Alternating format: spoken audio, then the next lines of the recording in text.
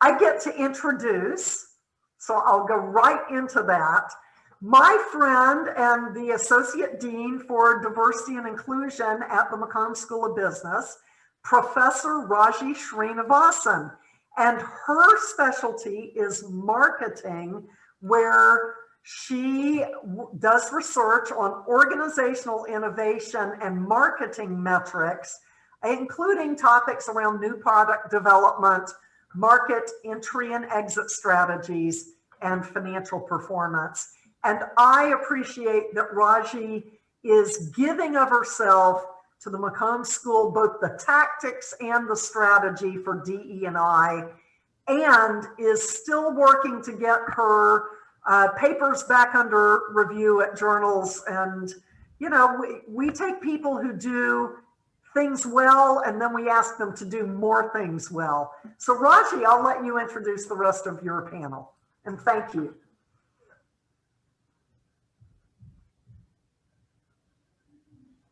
Thank you so much, Lynn, and thank you very much to the panelists who are here. It's my pleasure to talk to you about D&I at McCombs.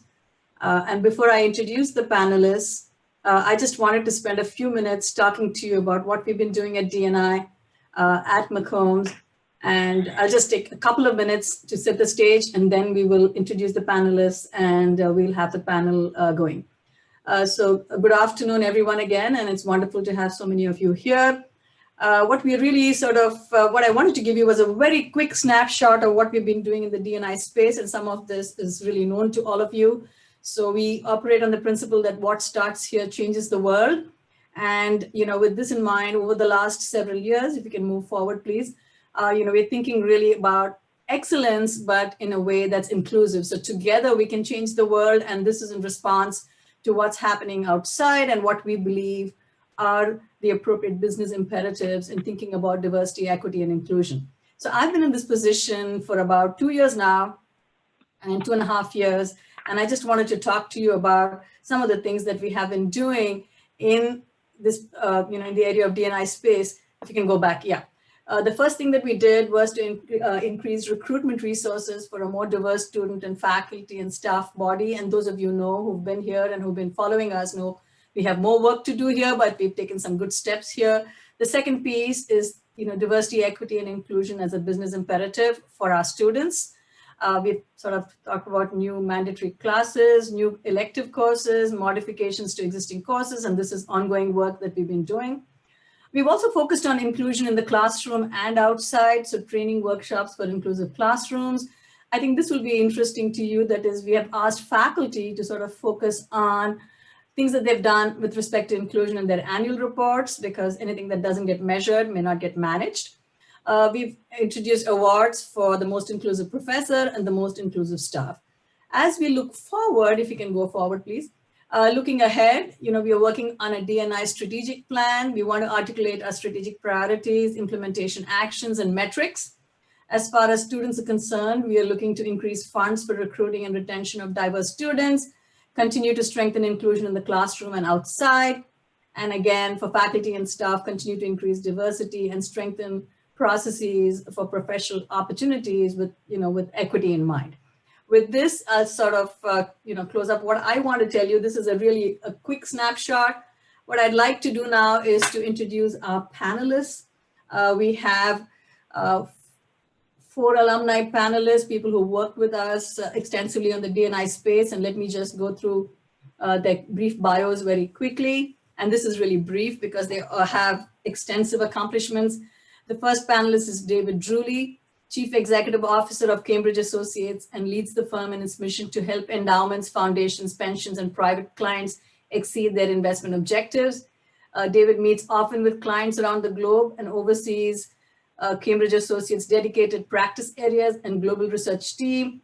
He also invests significant time working to enhance the firm's capability and support its talented people. And I'm also happy to let you know that David and I have been speaking about D&I for the last 18 months or so.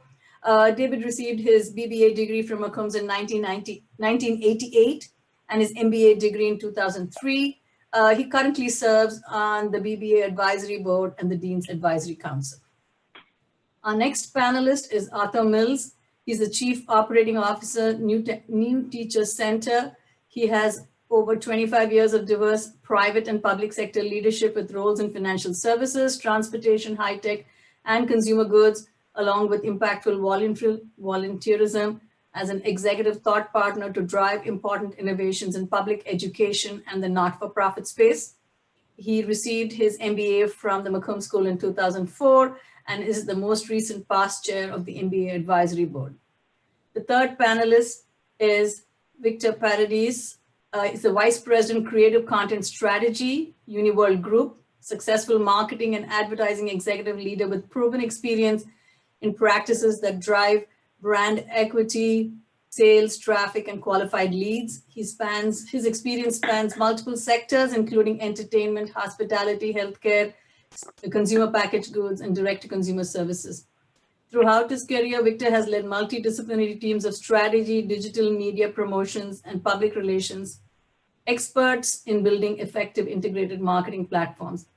Today, Victor brings keen cultural competence to creative storytelling and leadership in multicultural America. Victor received his MBA degree from McCombs in 2016. Our last panelist, but not the least for sure, is Lynn Utter, Operator Partner and Director of Leadership Development at Atlas Holdings, LLC. She's a seasoned global executive with a penchant for unlocking value in B2B businesses. Her demonstrated ability to combine strategic thought leadership with operational excellence across sectors and disciplines has translated effectively into the boardroom. Lynn currently serves on 3 public and 1 private company boards. She's not only committed to, but has been recognized for developing high-performing leaders and teams.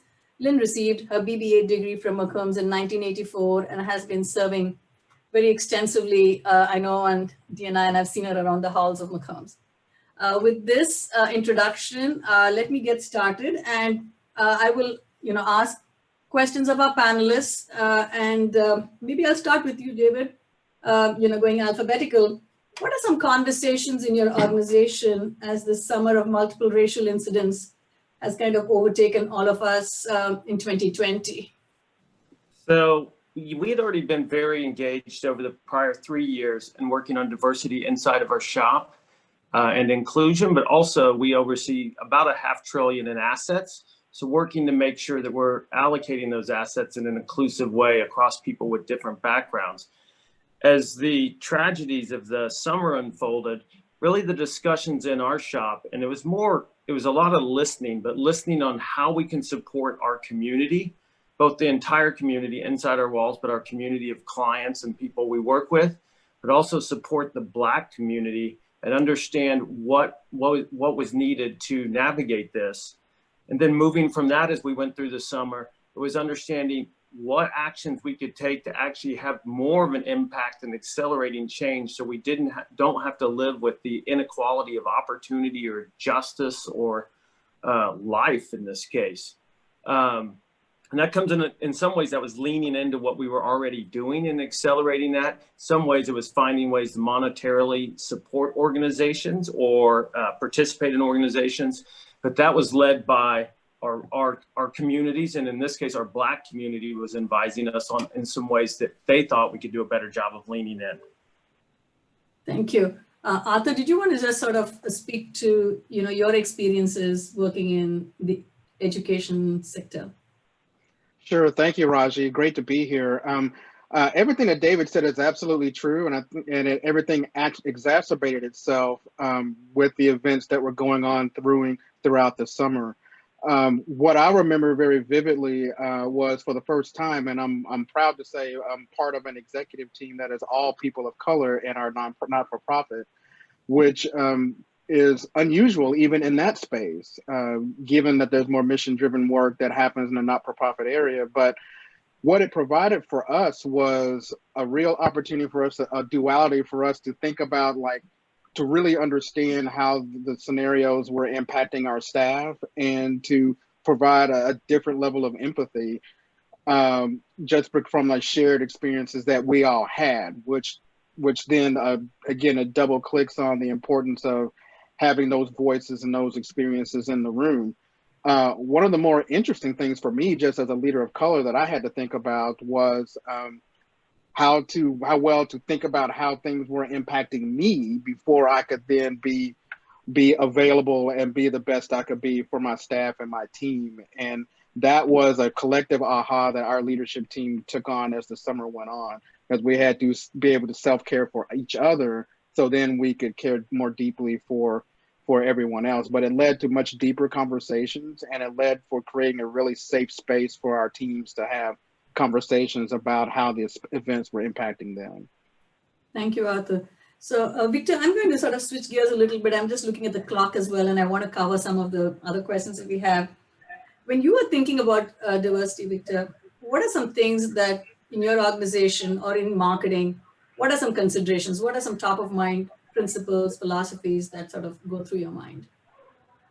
Well, a couple of things that come to mind are number one, that we definitely there's language behind diversity, equity, and inclusion, and equity being a big part, right? That there is so much inequity to be bridged, gapped, and dealt with. And so that's important.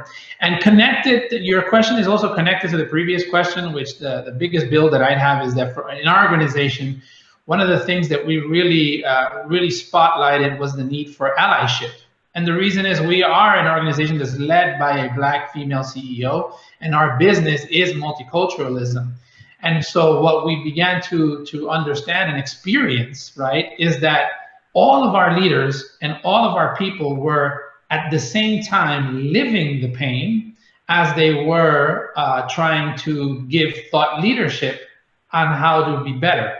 And that is a big burden. And so it shined a light on us for how do we create tools that teach and change and share with others what good advocacy, what good allyship looks like, what it means, what it doesn't mean, how do you, and the cycle of involvement that takes, right? And being able to collaborate with the world. Thank you. Lynn, if I can sort of talk to you about, I know you work with boards and you think about leadership, and diversity in leadership is something that many organizations are lacking. So what are some things that guide you when you're thinking about diversity in leadership, including boards of directors and so on? Thank you, Raji. So I think there's a two-part answer to that question. I mean, first of all, I have been in corporate America now for 30 years. To your point, I serve on currently 4 corporate boards. One of the things that I've had to personally reckon with this summer is my own. I serve in a boardroom. I've been in very senior positions, and we've made a lot of decisions as leaders over the course of decades that none of us, at least I can certainly speak for myself and my fellow board members, none of us intended to have racist implications. But now I look at the systemic issues that have in fact created, of the 100,000 or so employees in the companies in which I serve, it's the facts are, the first level folks are much more of color, Black and brown, overseen by white leadership, and that's got to change. And so really thinking about how do we change that dynamic and frankly create paths, career paths that enable more folks of color and women as well, but especially more folks of color to come up through the ranks and have more opportunity to actually serve in leadership roles. And I think that I happen to believe that leadership, you got to have some of it in your DNA, but you've also, through experience and coaching and training, you can learn to lead. And so that's probably one of the biggest areas. But I think secondly, it's also a question in the boardroom, frankly, at senior levels. We just have to simply take a more active approach to thinking about how do we create more anti-racist cultures. And our leaders up and down the ranks have to embrace an anti-racist perspective. And right now, that's a somewhat new topic for many large organizations, probably a lot of organizations, period.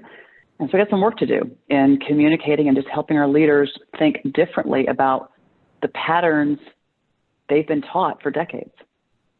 I want to segue with this to David. You're the CEO of your company, I think the founder of your company as well. And, one of the things we've discussed is the role of leadership. And, can you tell me a little bit about what makes you passionate? I know you're passionate about this. why is it important for you, and how have you done it in your organization? Shall I start? Or David, sorry. Yeah. Go ahead, David. There's the moral aspect of this, of fairness and equity, which I very much believe in. But there's also the aspect of being the fiduciary or steward of the business. And I'm in the investment business, and it's very much a talent game. Meaning, if we don't find the best talent, we won't succeed in generating the returns that all of our great nonprofit clients and pensions and private clients need. And if we're just looking for talent in a very limited network, we will not find the best talent. We need to look across people with different backgrounds, different experiences, different socioeconomic backgrounds, different colors, different genders, all of these things. It's proven study after study that the best decisions are made by diverse groups of people who can get in a room and actually communicate and give feedback in an inclusive way. So those are the two things. The third thing is our clients expect us to look like them and to look like our communities. Arthur mentioned he works for a nonprofit. We work for a lot of nonprofits. We will not succeed in having a successful business if we don't build a diverse workforce, both from a talent perspective or from what our clients want. Thank you. Lynn, you were going to say something, and I'm sorry if I cut you off, but did you want to? No, I'm sorry. No, I was simply going to, frankly, David said exactly what I was going to say, which is this is to me I fundamentally believe that if every associate in the organizations, frankly, all corporate organizations, if they all came to work believing they were empowered to do their best every day, and if they weren't distracted by fears, by injustice, by lack of opportunity, if they weren't distracted by those realities in many cases, they could bring so much more to the workplace, and all of us benefit. I really do believe this is about making the pie bigger, but I'm not sure we are in the majority in that belief, and that's the work to be done. Yeah, and I think I just want to piggyback off something, Lynn, that you just said, which is how do you convince, or is there a good way, and Arthur and Victor, maybe I'll come talk, maybe you all can respond to this. How do we respond to, and how do we think about the folks who may not sort of yet be on this journey of diversity, equity, and inclusion? It is a journey. And so Arthur, your thoughts on, I'm sure you have a lot of experience dealing with, individuals who may not be in the same spot as you are. Yeah, very true. And I think for me, I'm a data person, thanks to my finance degree at UT, or actually both of them, that's generally where I start. And you've got to know exactly where you are, so then you can start thinking about where you're trying to go. And for that, you have to create that space to really understand that, and whether that turns into some surveying, some in-depth surveying, or real programs like that develop some metrics around diversity, and just where you are culturally as an organization is a place to start.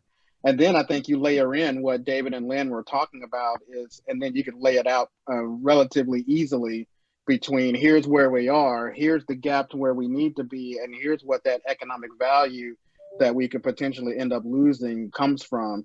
But then what I would add, and just from my past experiences in doing this both in work and then in my personal life, is not only is there the economic value piece, but there's also the reputational value risk that often can be even larger when firms become places that people don't want to do business with, or don't see themselves as part of the organization. And even for my not-for-profit, one of the things that I do with COO is thinking about where do we spend our money? Where does our budget go? If we're really in the equity business and game to change communities, we have to live what we're also preaching, and be able to stand behind that data when we receive it, and make those changes when we do.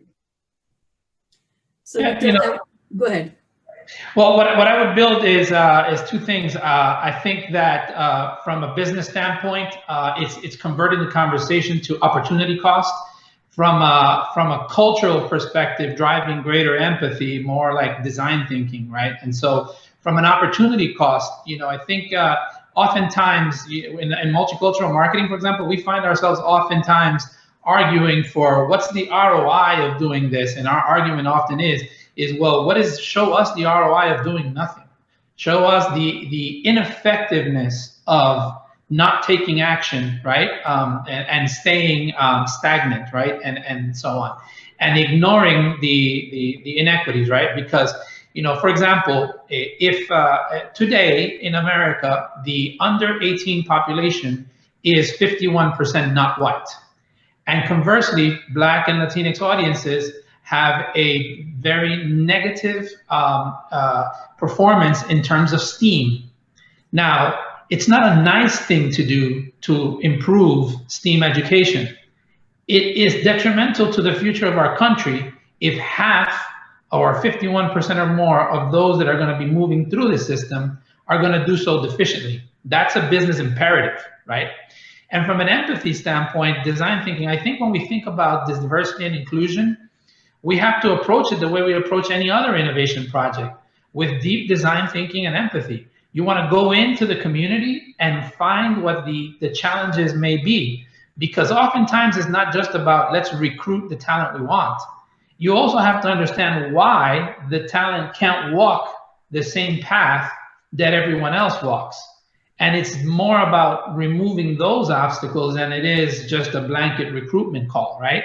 And so to me, those are the two things, that there's an opportunity cost and that there's empathy from a design thinking standpoint that should be applied when we're thinking about diversity and inclusion.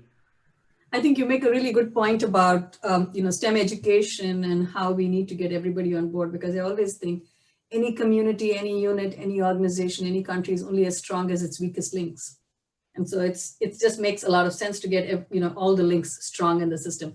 Victor, can I just sort of now leverage you into the marketing space? I'm a marketing professor and multicultural marketing. There have been some pretty egregious examples of companies doing what might be absolutely horrendous things with respect to cultural inclusion. So how do you think about training your employees or the employees who come in, and how they think about inclusion and diversity? We think about it as, from a marketing standpoint, as this power of specificity, right? There are great cultural creations in the United States, right? We are much more an aggregation of cultures that are coexisting than we are some mixture, right? There's a lot of rich, individual, beautiful culture created in different ecosystems by different cultural backgrounds, and it's the intersections that matter, right? How your heritage and your context creates culture, and in turn that creates behaviors, right? And there's excellent examples of that. Like if I'm a native New Yorker, right? And so, for example, from that intersection, in New York today, grocery stores are all called bodegas, and everybody takes for granted that they're called bodegas, right? Even though today they are owned mostly by other ethnicities, not Latinx ethnicities, right? So, and yet everyone calls them that, but it was born out of a particular need that the community built against, and then it blossomed, right? So it's about those intersections and what those intersections yield that is important, right? And that's how we interact with culture. That's how we look at it. Second is the specificity, right? That there's no harm in specificity, because that harnesses individuality and respect. I think that, and as it relates to D&I, what I would say is too much of our discourse sometimes is about tolerance. People don't want to be tolerated. They want to be themselves. And so respecting individuality is what we want, right? Not just to tolerate it, right? And so those two things are the biggest things that we push towards as we look for the best possible, innovation in marketing. One of the things we think about at UT Austin and at McCombs is thinking about celebrating differences, just welcoming them and celebrating them. Lynn, if I can turn to you, and I'm going to ask you to focus on, for a minute, for the next couple of minutes, on the role of women in business and your experience. And, with the COVID-19, which I actually want to talk about too in the next question. What are your thoughts as you're thinking about inclusion, equity for women as they sort of navigate this really tough environment? Yeah, so you're right. In fact, one of the realities I had to deal with in the last few months myself has been I've spent a lot of my career really trying to be an advocate and an ally for diversity, and I realized I focus mostly on women, to be quite frank, and I'm trying to change that paradigm. But it is a space. Listen, I've been one of very few women in the room most of my career, most of my life, and I'd say a few things.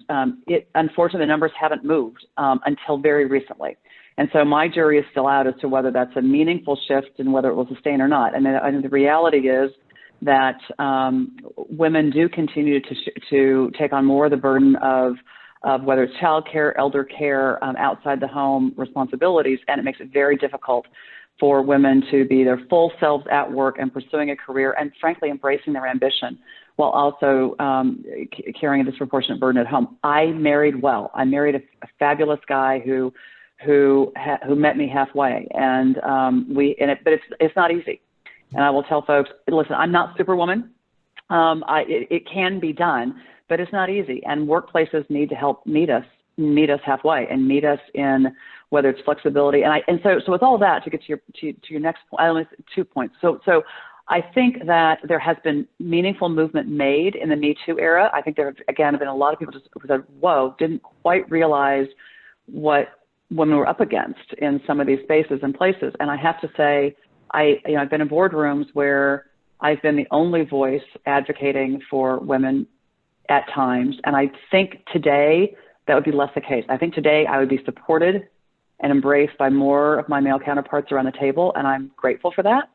So I think there has been a shift, but COVID has definitely hurt women. The numbers are just starting to come in, and frankly, they aren't fully told. I think women are 4 times more likely to be the stay-at-home parent right now, to leave their job, whether they're at home or whatever the workplace looks like, to leave their job, to take time out, and data shows that if you take meaningful time out early in your career, you never get it back. You just never get it back, and so. It's a challenge that I think has another one of the challenges COVID has laid bare. Right. And I was reading an article that said that it's going to take, at least 7-8 years for women to sort of come back to where they were. And some of these changes are going to be sort of lasting. David, if I can just I think the opportunity for employers, I think back to my role as a leader and a former CEO and a board member is, so how do we not go back to where we were, but go forward? How do we learn from this entire world of working in different ways to embrace more ways of working by, again, women and lots of people who may not have a traditional family structure at home? So I'll just put my plug in for that. Sort of silver lining, if at all, in the COVID is that maybe remote working will become a thing, more enduring so that women have more opportunities. But as you rightly noted, a lot of the housework and all of the stuff with Zoom classes, everything is on the shoulders. I won't say everything. In many homes, women carry the load. David, I had wanted to talk to you about any initiatives, and all of you, I'd probably come to all 4 of you, about specific initiatives that you've undertaken in your organization that you might recommend to others who might be listening in, because you want to learn what has been effective. And even if you want to talk about something that hasn't been effective, you could speak to that. Look, so we've got lots of work to do, and we're early days. So just acknowledging that. One of the things that's been effective, we do hire a lot of people out of undergrad every year, and they tend to come work for 3 or 4 years and then go back to school or go somewhere else. By expanding the list of schools we went to, we used to go to mostly Ivies and Northeastern liberal arts schools. By expanding the list of schools we go to, including we've gone to Texas, but focusing more on state schools, historically Black colleges, we've been able to make significant progress in having a more diverse team of associates at our shop. So that's early success. For more senior people coming out of grad school, we partnered with organizations like SEO or Twigo, actually, on the MBA hires, and targeted our internship programs at giving us an opportunity to bring diverse people into our organization for the internship programs, and then being able to offer jobs to those interns, which has helped. The other thing I say, it just takes a real focus. It is so easy in our industry to get a slate of candidates that's all white males. So just putting out there for the leadership team, we will have diverse slates of candidates across the board. One thing that Lynn mentioned, I think this is important. When people look at your board and they see all white males, it doesn't send a good signal to the rest of the organization, which is where we were. I put a member of my management team who's a woman on our board, and went out and recruited a non-executive chairperson who's a woman on our board too. So which sends a good signal to the organization that we're serious about it. Now we need some diversity of color on the board, which I'm very focused on, but those are early days. The thing I worry most about, Dr. Raji, which I think I've told you, is creating that inclusive culture that allows people to thrive and be themselves once we have them inside of our shop, because there is a lot of systematic bias and the system systematically racist, and the investment industry is probably worse than others in many ways on that front. No, and I think, being the CEO, COO, and, leading your organization, you can set a really strong example, because one of the things I'm learning is that some of this stuff has to happen top down. Arthur, did you want to speak about anything that's worked or not worked in your space? Yeah, I will, but I'll try to get this really quick. I just want to double click again on David and Lynn. They made some very important points that I want to make sure we level set on, and the word is intentionality, right? Because there's two things that happen there. David spoke to, we are going to make this change happen, and we're going to hold ourselves accountable for that. Lynn spoke a few minutes ago around the tax that exists for women, especially in this COVID environment, and it's what has existed over time. And the same is true for Indigenous and Black and people of color as well. That there's that tax that you bring to the workplace to where you really can't be yourself. And so the thing that I double down on is, how do you create the scenarios to where you can have success look different? It can be the same success, it just might just look different. And broadening out that narrow approach, like, this is somebody I think we should promote because he looks like me, has some similar experiences. I can relate to him in some way or another. Whereas another candidate, a more diverse candidate, could be equally as successful, but because of those other structural factors, they don't have a chance to get engaged. So those are some of the conversations that we're having in our organization as well. And I'll talk about one thing that's worked and one thing that hasn't. Sure.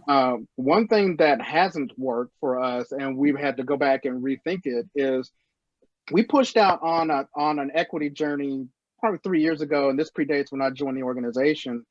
And we didn't do the groundwork on literally where we were and what people's perspectives were. And so it was a bit more ham-handed than it probably could have been. And we learned from that, and we suffered some bruises for that. I love, Victor, your point around design thinking, with that empathy at the center of design thinking. I don't think we did that. So we've circled back and started over, and now we're being much more inclusive of the conversations. We're laying out frameworks to create a safe space. We call them what are our core beliefs, and what are our commitments to these crucial conversations. And laying that as an initial groundwork has then allowed us to have conversations where our white colleagues, our people of color, our women, our people that are first generation in our country, and all those other elements of diversity could feel like they were part of the conversation. The way we went about it at first, I think we missed that, and it was a bit more disconnected than we really wanted that to be. Thank you. Victor, anything that's worked, but you're a multicultural organization, so is it fair to say that you're better set up for this kind of thing than others? Well, we may be better set up. However, we work with institutions that in turn we have to constantly bring cultural competence for, and for that matter, we have to keep ourselves, as honest. A simple exercise that I'll ask everyone to do with me, although I can't see people, so I'm just gonna have to trust you do it, is, without giving too much thought, take your two hands and just ram them together, put your thumbs over, and now take notice of what thumb is on top. Now, take notice of that and take notice of what that feels like, right? Now, I'll ask a couple of you. I have my right thumb on top. Well, a couple of you panelists, what does everyone have on top? Right thumb. Right thumb. Yeah, right. Does anybody have their left thumb above it? Lynn is left. Lynn is left. Lynn was left. Lynn is left. Lynn is left. So that's important. Now, intentionally switch the position and put the opposite thumb on top. How does that feel? A little different, little different. A little different, a little You uncomfortable. have to think about right? it. Yeah. Awkward. Fresh. Well, awkward. Yeah. Well, when you have people in your organization that are different to the rest, they live their daily life like this, right? And the only way to understand and break things down is for you to walk in those feet and put yourself in that position and to do. So the biggest contribution I would say, of the exercise is that it's what we do that builds culture. You can't declare culture. And the doing, unfortunately, you're not going to see the end result for quite some time. It has to be about the things you do day in, day out. Not what you say, not what you declare, not what you donate.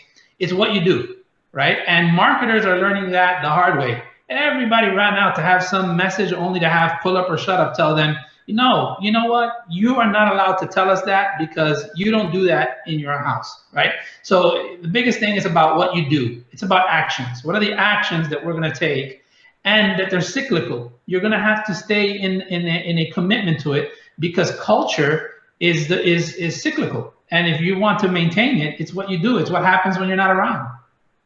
No, and I think you made a couple of really good points about culture being cyclical. It's actually a living organism, right? It keeps changing. And so you've got to constantly work with it. And I really love this exercise that I'm going to try out on my groups. So thank you. Lynn, is there anything that you've seen in the companies you worked with and worked in, things that have been effective or things that backfired, and any lessons for us? I'd say two things, and actually there's perhaps addresses the question in the chat, in the Q&A. Look, I think frankly, most organizations out there have to rethink their D&I practices and priorities, because quite frankly, most companies have had some D&I intentions or committees or initiatives for the last 10 or 20 years, and let's be honest, we haven't moved the needle. We haven't made enough progress in the main. And so I think the reality is we have to be creative. We have to think long term. We have to put people in charge and hold them accountable. I mean, we have to hold people accountable for having differences, for having different results, and that's hard. It's hard to do when you ask what hasn't worked. Conversations in this arena they're difficult, they're risky. Let's be honest, there isn't much upside in the short term in this quarter for most CEOs to go tackling this topic. We're likely to make mistakes in our language. It's a space that's somewhat unfamiliar. And we're not likely to see results this quarter. And so since that is how most CEOs are assessed and for their performance, we've got to somehow create accountability for longer term results. So be intentional. I think someone said that earlier, be intentional. Think long term, think multi-year, set very clear objectives. There's got to be new ones. What we've been doing hasn't worked. We've got to try something different. And we just got to start taking some risk and working differently. So you made lots of really great points. I want to pick up on a couple of them, and maybe we have another 5 minutes, and I'd like to come across all four of you maybe, and just a couple of thoughts for the audience. So what you said, Lynn, was that it really hasn't worked. So why has it not worked? And is 2020 different, right? Is this sort of a watershed moment? And what thoughts do you have for people who are here and want to hear something positive, or, just what can I do as an employee in an organization? I may not be the CEO like David, or the CEO like Arthur, or on boards, or, in a leadership position like Victor. Do you have any thoughts for folks who are here today on things that they can do? And David, if you don't mind, can I come to you and, some sort of takeaway from me? What can you ask other people to do, as they head out? So what we're asking is for people to be open and have the hard conversations that may not result, as Lynn said, may not result in some quick outcome, but allow us to provide each other feedback so we know if we're creating a inclusive culture and we create safety. So I think those are early steps. People mentioned you're going to need, my belief is you're going to need culture change. The culture is going to have to be focused on this. And culture change happens as a community. It doesn't happen from the top down, because when you change a culture, it becomes a little shaky. So you need everyone to get to get on board and embrace the change. And I really think that's what it's going to take. The one thing I would say, Dr. Raji, I think this is different this time. We surveyed our company. 85% of our employees said diversity, equity, and inclusion was very important to them. If you don't figure it out, you're going to have a tough time recruiting talent. I'm pretty sure about that. Thank you. Arthur?